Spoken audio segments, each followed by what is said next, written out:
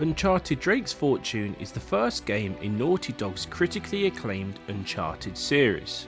Uncharted was a big shift when compared to the games Naughty Dog had released in the past, and was a shift from what many gamers at the time were used to playing.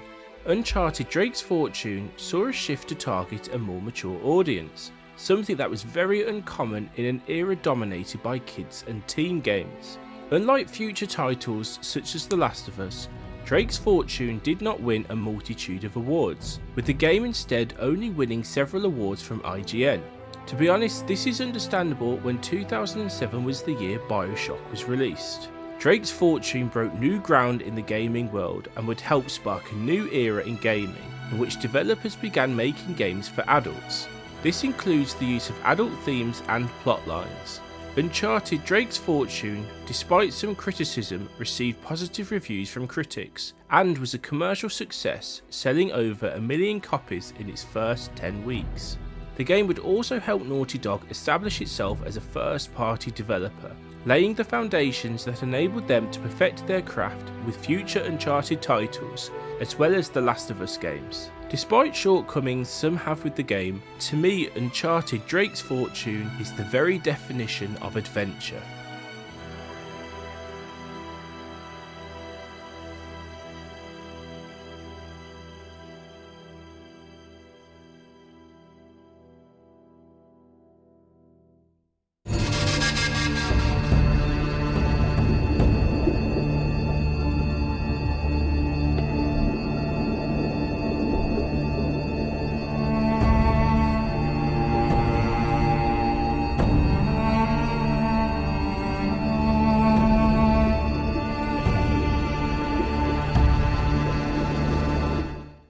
Uncharted sets the atmosphere straight away as we are shown a quote by Sir Francis Drake. The quote is perhaps a perfect metaphor for this game and the entire Uncharted series. We are then introduced to Nathan Drake and journalist Elena Fisher. The two of them have just discovered the tomb of Sir Francis Drake. We can tell from this introduction that this game is going to be one filled with adventure and excitement. It reminds me of those old school adventure movies like Indiana Jones. I think this atmosphere is one of the main factors that draws me back to the Uncharted games.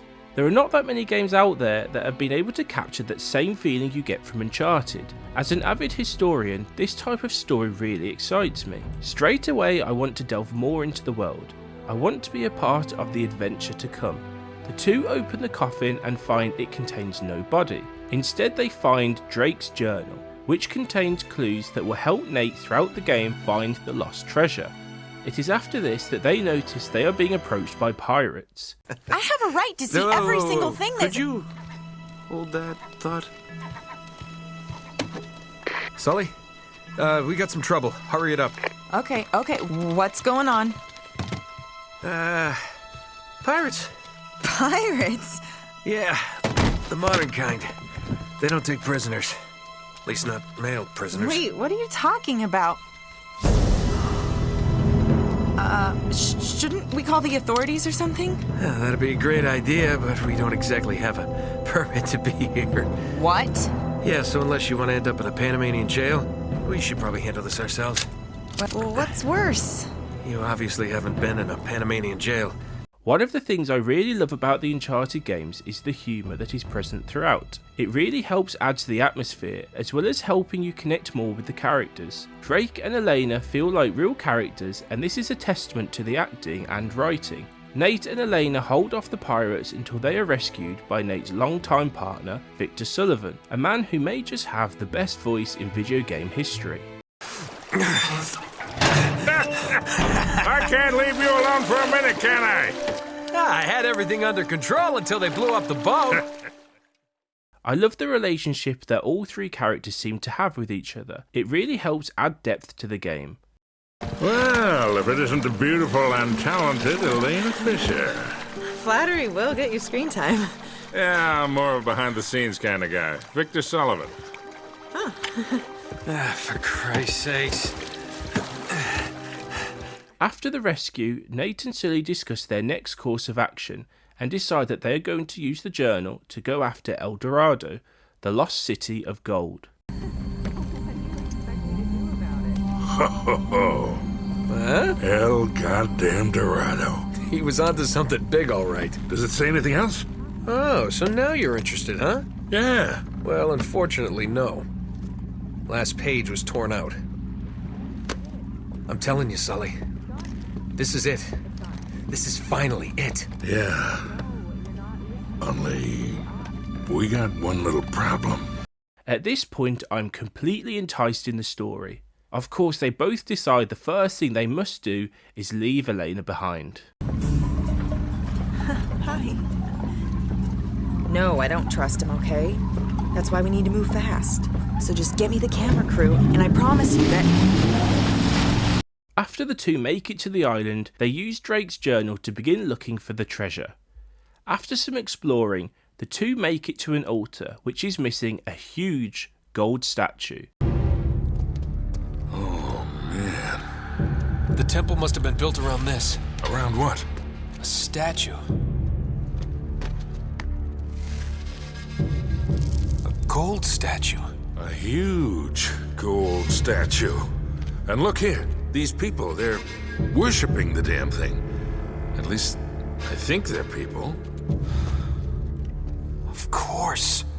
El Dorado, the Golden Man. Sully, it wasn't a city of gold. It was this. It was a golden idol. The two decide to follow the tracks to see where the Spanish took the treasure. Nate and Sully end up discovering a German U-boat stuck in the waterfall. Now I know I'm very biased here as I love Naughty Dog games, but I absolutely love everything that has happened up to this point.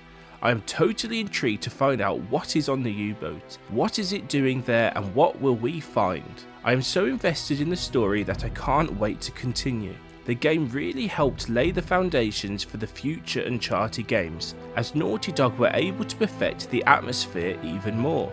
Nate gives his journal to Sully and then climbs onto the U-boat to see what he can find. Upon entering the U-boat, Nate discovers that the crew are all dead. There are so many questions that I wanted to know the answer to, and it is these questions that made me want to continue playing. It is a sign of good storytelling. Nate finds the body of the captain that has been ripped to shreds by something.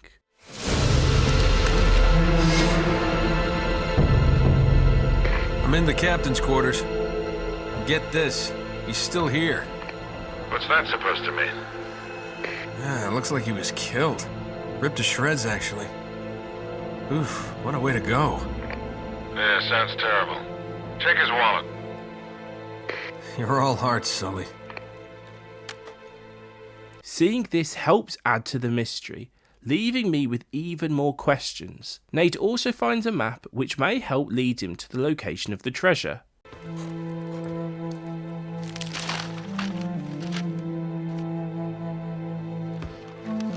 No way. You've got to be kidding. Find anything, kid? UK 2642. UK 2642. Gotcha. Nate loses communication with Sully, and so he begins to make his way off the U-boat, accidentally triggering a torpedo in the process. Upon leaving the U-boat, he is greeted by Gabriel Roman, a man Sully owes a lot of money to.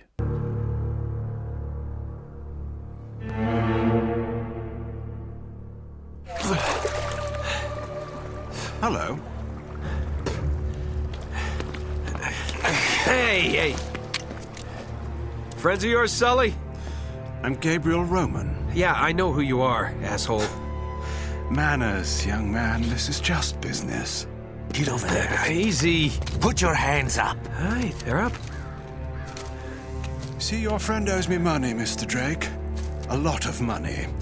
So when he told me that you two were onto something big, the find of a lifetime, he said, well, I was intrigued. But he's made grand promises before, haven't you, Victor? And here we are again. Another fool's errand. I love this scene. It really does remind me of an Indiana Jones movie. Just as we think we are making progress, the bad guy appears and takes everything we have away from us. And of course, the bad guy is British. It wouldn't be a great story without a British bad guy. The British bad guy shoots Sully to show us that he truly is a bad guy. Just as things reach boiling point, the torpedo explodes and Nate is able to escape. It is during this escape that Nate runs into Elena, who greets him very nicely. That's for leaving me at the dock. What the hell are you doing here? The two decide not to give up and continue in the adventure to find El Dorado. The one thing I will say about this scene is that Nate seems to get over the death of Sully a bit too quickly. I feel like Nate would have been a bit more emotional, but it's only a personal point. It is one of those things that I always seem to pick up on when playing this game. While flying towards the coordinates marked on the map, the two are shot down by anti-aircraft. I know I keep bringing this up, but this scene reminds me so much of Indiana Jones and the Temple of Doom. The two jump off the plane and land at different points on the island. I know I speak a lot about the writing, but I also want to speak about the score. It really helps add to the atmosphere. Music in a game or any other type of medium can really make the difference a lot of the time. If the music is wrong, it can ruin the whole game. I absolutely love the score from this game. After a rough landing, Nate begins to look for Elena. After fighting his way through a number of pirates, Nate makes his way to the crash site, where he recovers the map he had left behind. He then continues his search for Elena. The shooting mechanics in this game I personally think hold up really well. I still enjoy it the same way I still love The Last of Us's shooting mechanics too. The melee mechanics, however, can be a little clunky, but I didn't really use them much throughout the game anyway. I can of course see why some might find the mechanics slightly outdated. For me, it's all about the story, and so I really don't worry too much about everything else. Nate finally finds Elena, who is about to be attacked by pirates. Nate tries to save Elena, but in the process is captured. It is at this point that we meet the head of the pirates and supposedly an old acquaintance of Nate's, Eddie. He is an interesting character, that's for sure. Eddie Raja. I should have guessed. Fascinating document, huh? Seems like this Sir Francis was in my line of work. Don't flatter yourself, Eddie. Always ready to be enemies, eh? Tell you what, lead me to the gold, and I just might let you live. Is that it? Is that my deal? Die now, or help you, and die later. Oh, it's a tough call, but you know what? I'll take die now. While the two catch up, Elena uses this time to break Nate out of jail. This is the first time we are able to do a vehicle sequence, and luckily this one is not as infuriating as the others that we will have to face later on. With this sequence, we are tasked to shoot any vehicles that come after us. It is quite a straightforward segment of the game. I think that these sequences do a great job at showing off the island itself. It looks great here, and I much prefer looking at that than actually playing this chapter of the game. Nate and Elena almost drive off a cliff but break at the last moment. We once again come across Eddie, who decides that he is going to kill us, letting us know that he's definitely one crazy individual. After giving Nate an ultimatum, Nate decides to drive into the water. After getting away from Eddie, Nate decides that he no longer wants to go after the treasure, deciding instead to leave the island. It is also at this point that we come across the worst parts of the game. I'm really not a fan of the jet ski sequences. They are really infuriating, and half of this is because of the controls. It is especially frustrating on the higher difficulties. After finally getting through that part of the game, Nate and Elena come across a room full of ship's manifests. It is here that we get our first look at El Dorado, which just so happens to be the last entry in the book. Wow. These must be all the old ship manifests. Oh. Still seem to be in good shape.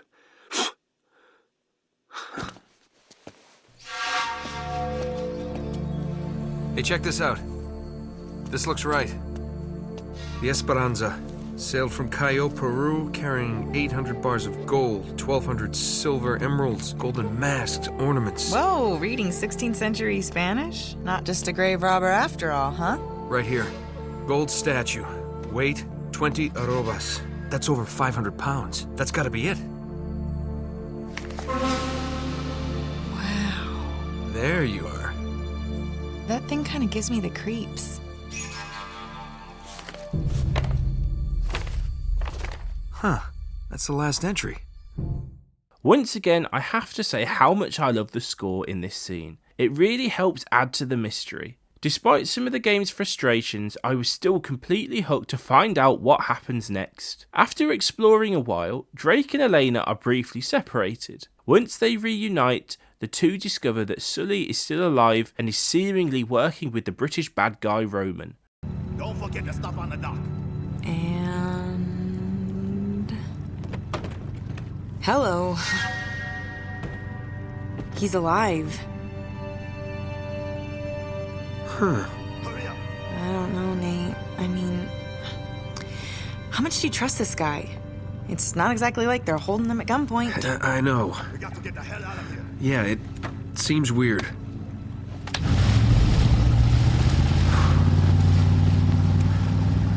But no, Sully's a lot of things, but he's not a backstabber. Which way were they headed? Northish. Yeah, towards the mountains. Okay, it's gotta be the monastery. Let's go. What if it turns out he's working with them? We either rescue him, or we beat the crap out of him. Hell, I might just beat the crap out of him anyway. This adds to the adventure for me. I want to know what is going on. Why did Sully double-cross us? The two decide to go after Sully. Unfortunately, we are once again forced to partake in another jet ski chapter, with this one really pushing me to pure rage. The controls here are so clunky, and the never-ending number of barrels that the pirates seem to have just helped add to that frustration. After finally dealing with that section of the game, we realise that not everything is as it seems on the island. So what? The Spanish booby-trapped the island to protect their gold? This wasn't made by the Spanish. Take a closer look at the spikes. You have got to be kidding me. This is from our plane.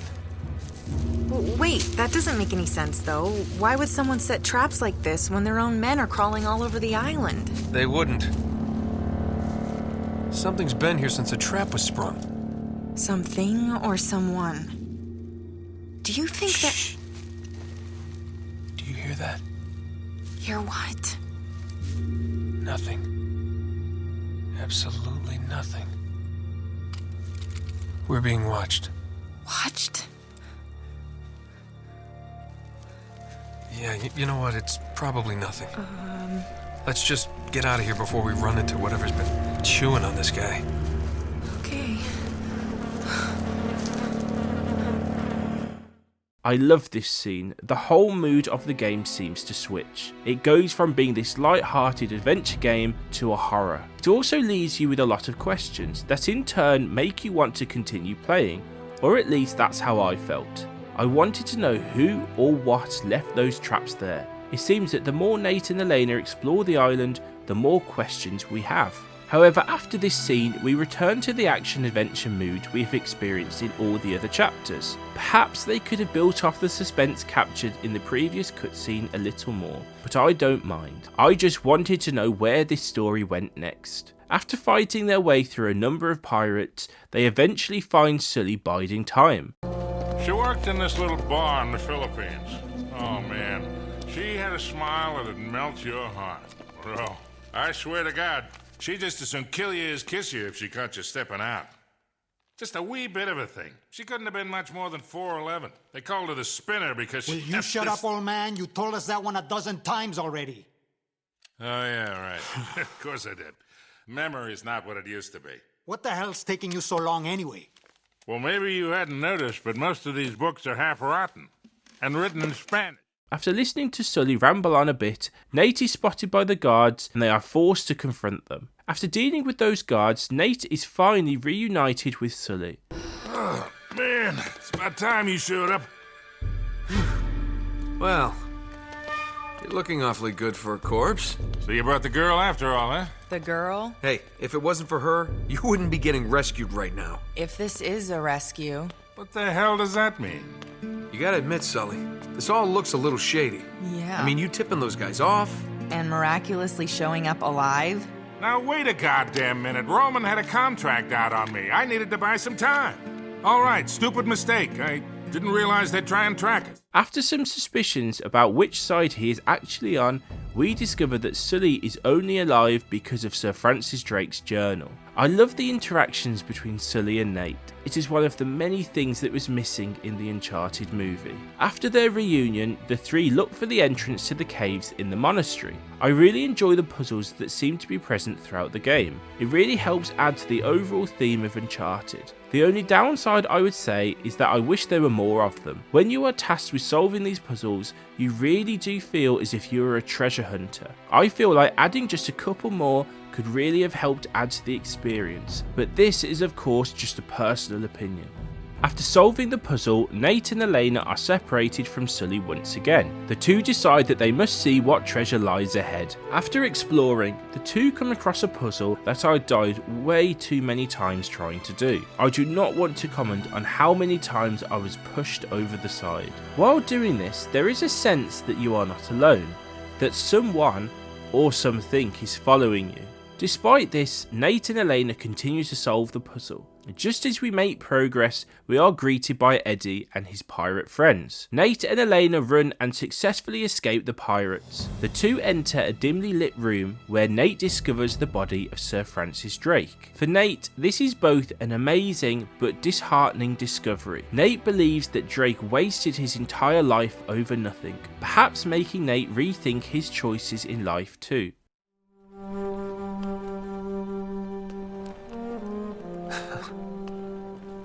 There's nothing here. This is getting so old.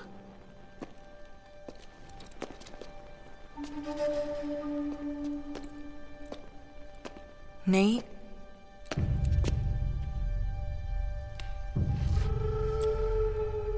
It's Drake.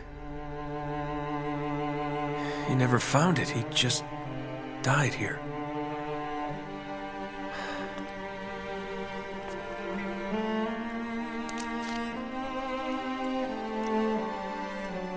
So much for greatness. Wasted his life. For nothing. Nate, are you ready to get moving? Yeah. More than ever.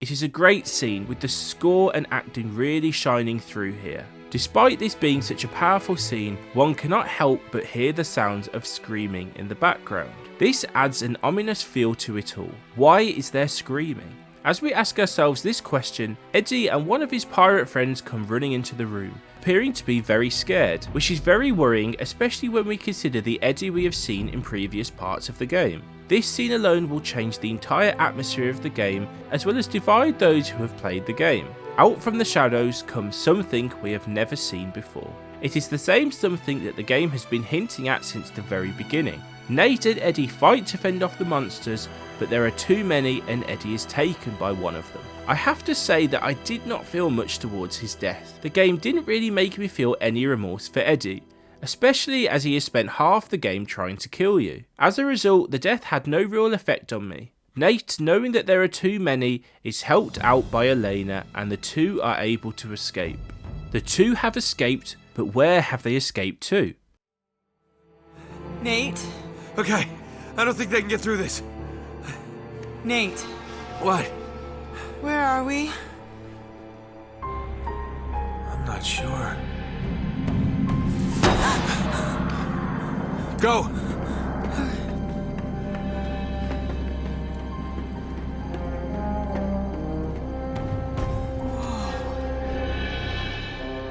Wow, this explains the U-boat in the Amazon. Nate, come here, look at this.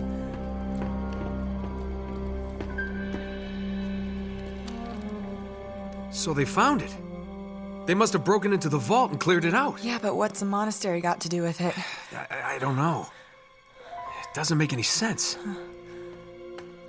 If that's where the statue is now... Oh man, we were right on top of it. The two discover that the Germans have built a facility on the island. This helps explain why we found a U-boat in such a strange location. Questions are starting to be answered.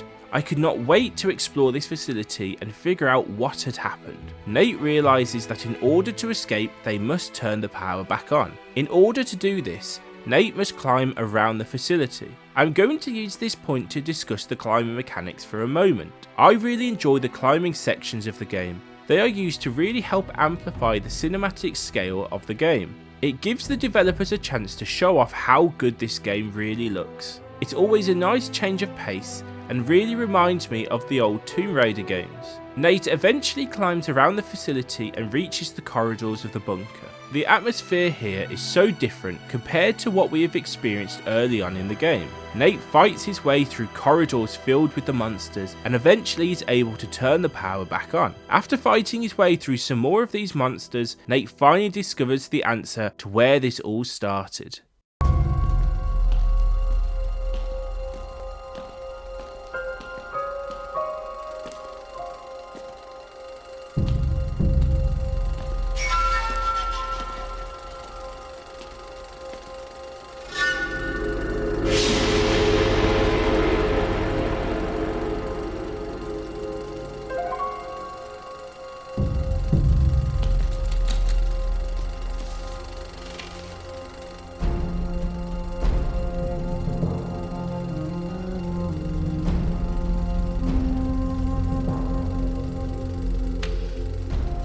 Is near. The devils hunt for me in the darkness. The gold of El Dorado bears a terrible curse. The Spaniards have unleashed hell, become as demons. My men have all been murdered, leaving the task to me alone. No ship will depart this island. I destroyed them all and drowned the cursed city. A thing of such great evil must never leave these shores. In my final hour, I commend my soul to God. May He have mercy on this unholy place. Francis Drake. My God.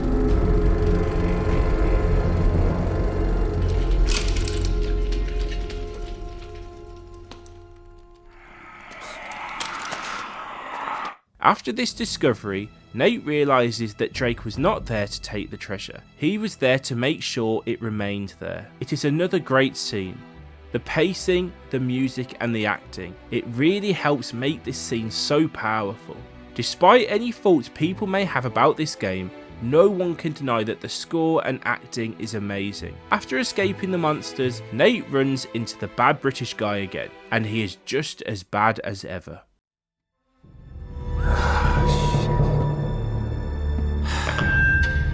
Can you hear me in there?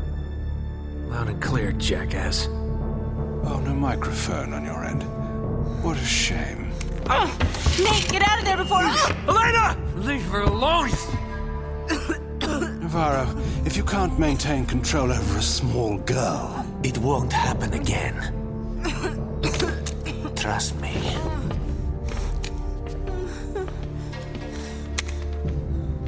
I'm sorry for The interruption. I just wanted to, thank you for leading us to El Dorado. Of course. Oh, I hope you don't mind if we borrow Miss Fisher a little while longer, just to discourage you and your partner from trying anything creative. So long, Nate.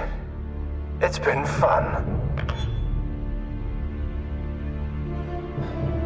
Yeah. Keep smiling, asshole. I'll see you soon.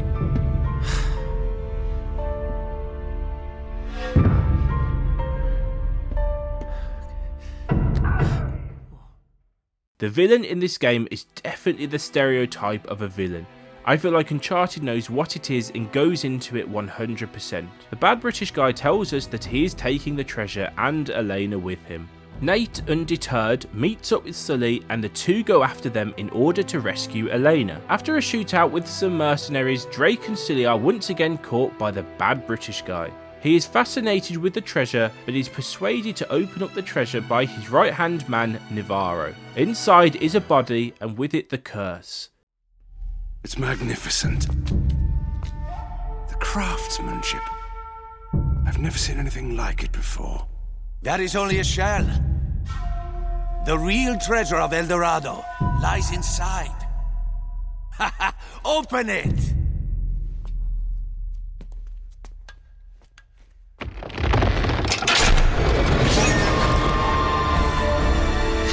My God.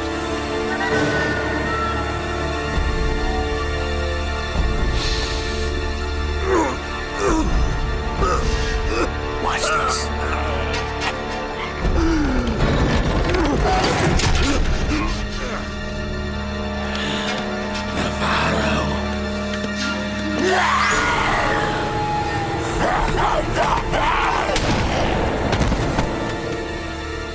Adios, Jefe. So little imagination. Navarro knew exactly what he was doing and was double-crossing Roman in order to sell the content to the highest bidder. I mean, at least he knows what he is dealing with. He doesn't care about the treasure itself. Nate goes after Navarro and the two crash onto a ship. A fight pursues as Nate and Navarro attempt to outdo each other. After a lengthy shootout, the two fight each other to the death, the way all good action movies end.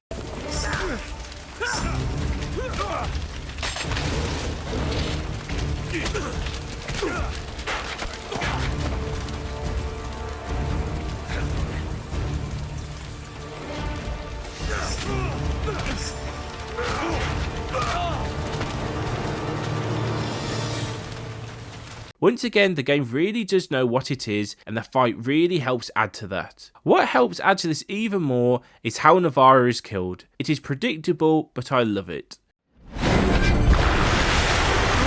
Adios, asshole.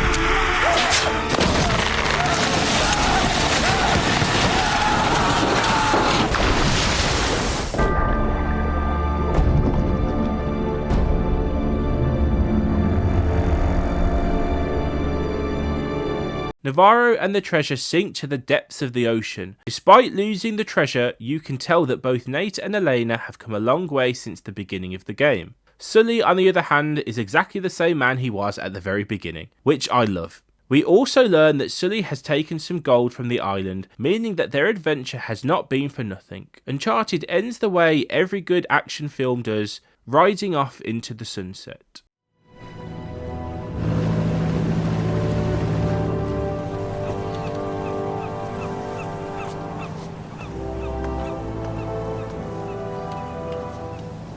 Sorry you didn't get your story.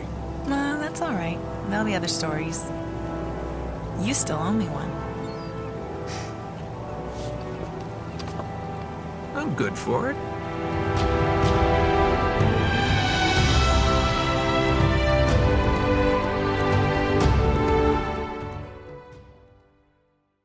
Uncharted Drakes Fortune is the first game in a franchise that is loved by many, myself included. Some may not realise just how big this game was for Naughty Dog. I cannot think of many games that have come out before this that managed to do what Drakes Fortune had. The graphics in this game are stunning and still stand up to this day. When playing through this, I find myself at awe with how great it looks. The only downside is that I feel like the game does not take advantage of this more.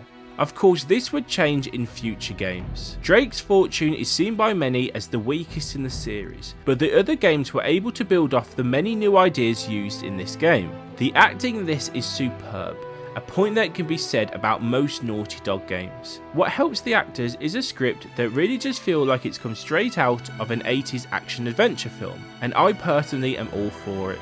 It is a nice change of pace, especially when compared to the constant disappointment seen in modern games. I was hooked all the way through. The game does a great job at slowly revealing more, and as it does, the many questions you had begin to be answered. The only thing I would say is that for some, I could see how after playing it once or twice, how the game might become a little boring. Once you know what is going on, the suspense and sense of adventure just isn't the same. The score builds on the acting, hitting the mark whenever it is used. Why the Uncharted movie didn't use any of it surprises me.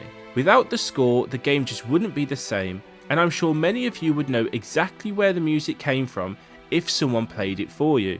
The shooting mechanics are always a positive for me. I have never had any problem with this in any Naughty Dog game, but I do know that some people do not like it. To add to this, I also really enjoy the climbing sections of the game as well. It gives the developers a chance to show off how good this game really looks.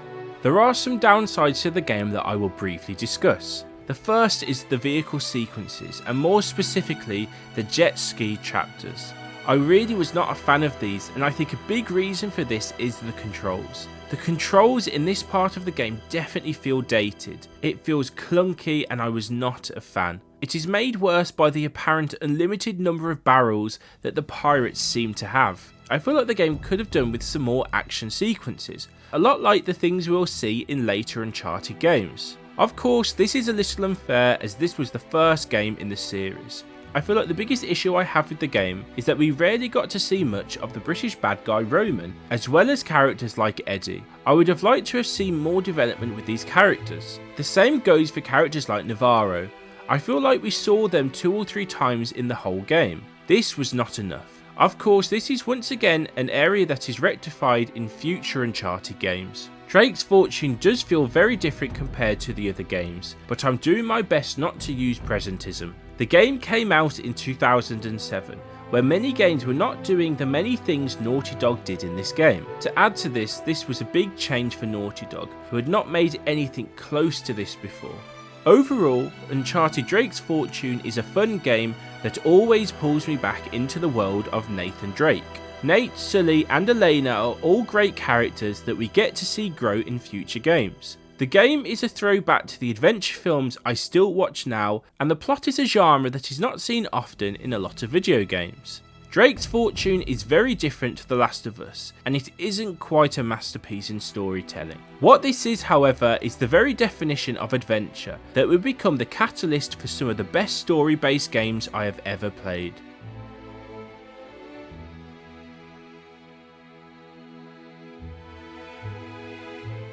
Just before I finish this video, I just wanted to say stuff off the cuff. I wanted to say thank you to everyone who has subscribed. When I started making videos, I didn't think I would get to this point.